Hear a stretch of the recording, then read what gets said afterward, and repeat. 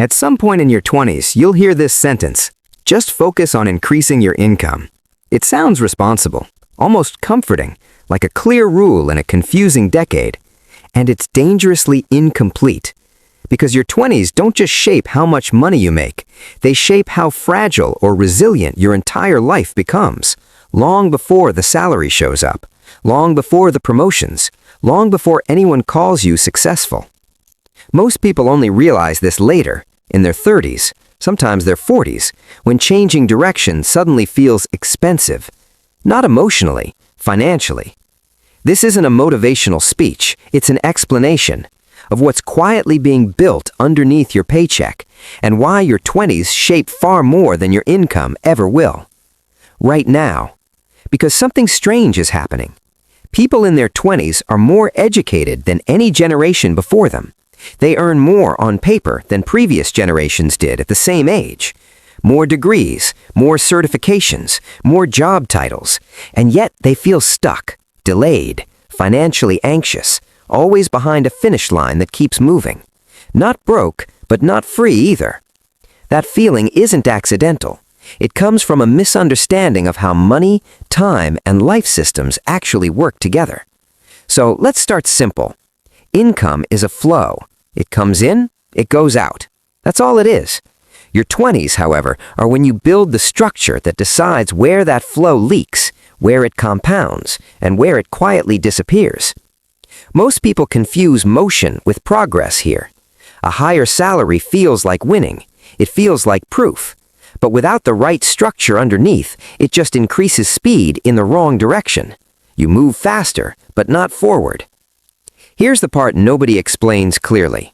Your 20s are when three invisible systems get locked in: your cost structure, your risk tolerance, and your default identity. Once these harden, money becomes less powerful than you think. Let's start with costs. In your early 20s, your lifestyle is cheap by default. Not because you're disciplined, because you haven't upgraded yet. No mortgage, no dependents, few fixed obligations. Your life is still flexible. This is the phase where small decisions quietly become permanent expenses. The apartment you normalize, the city you anchor yourself to, the lifestyle that feels harmless when it's new. Most people don't inflate their lifestyle suddenly. They don't wake up and decide to double their expenses. They do it gradually. A slightly better place, a slightly nicer car, a few subscriptions, more delivery, more convenience. Each one feels small, reasonable, earned.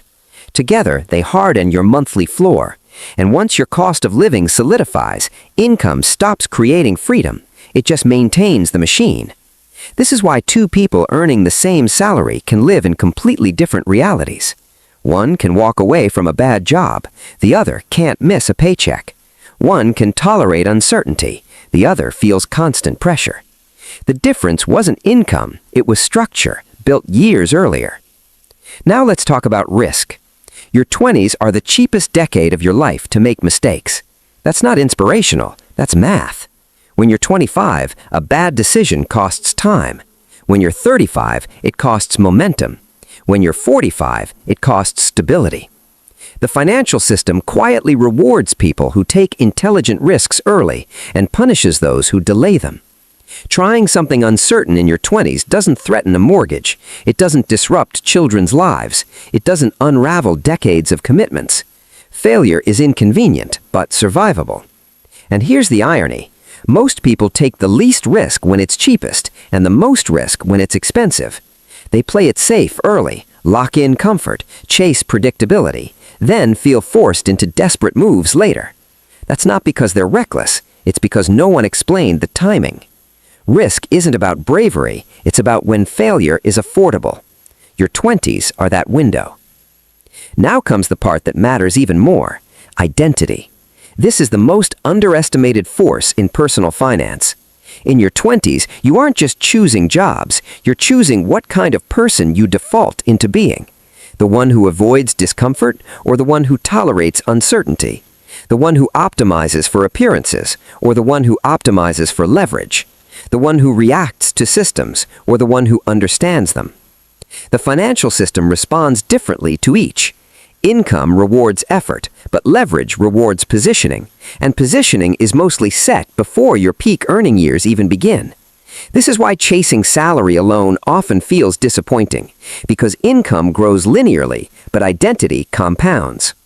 A person who learns how systems work, how money moves, how incentives distort behavior, gains an advantage that doesn't show up immediately. It shows up later, in better decisions, cleaner exits, fewer traps. Now let's address the uncomfortable math. Most financial stress doesn't come from low income. It comes from rigidity, fixed costs, fixed expectations, fixed paths. Your 20s decide how flexible your future self will be. If every raise immediately becomes a higher obligation, your life tightens as income rises. That's the paradox. More money, less room. This is why some high earners feel trapped and some modest earners feel calm. One built optionality early, the other built obligations. And here's where the hype breaks down. We're told your 20s are about hustling, grinding, maximizing income at all costs. But income without structure just accelerates mistakes. More spending power magnifies bad defaults. More stress amplifies fragile systems. Money doesn't fix weak foundations, it exposes them. Zoom out far enough and this becomes obvious. Careers are longer, economic shocks are more frequent, stability is less guaranteed. The people who survive volatility aren't the ones with the highest early salaries. They're the ones who built flexibility before they needed it. Low fixed costs, transferable skills, psychological comfort with uncertainty. Those things rarely show up on LinkedIn, but they determine everything that follows. So when someone says, just focus on income in your 20s, what they're really saying is, ignore everything that doesn't pay immediately. And that's how people wake up later, with money and no room to move. Your 20s shape more than your income because they quietly decide how expensive your life becomes, how risky your future choices can be, how adaptable you are when the world changes. The salary is just the visible number. The real outcome is invisible until it's too late to change cheaply. Which leads to the final question. If your 20s are building a system, not a paycheck, then what kind of system are you living inside right now? And when life applies pressure, as it always does, will that system give you options or demand sacrifices your future self never agreed to make?